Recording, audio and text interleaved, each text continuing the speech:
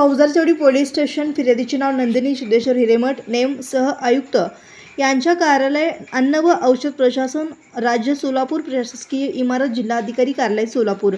आरोपीचे नाव उमेश भीमाशंकर बहिरवडे, वय वर्ष 37, राहता नवी पेठ सोलापूर। मिळालेला माल 2550 रुपये, ओला मावा 170 पुड्या।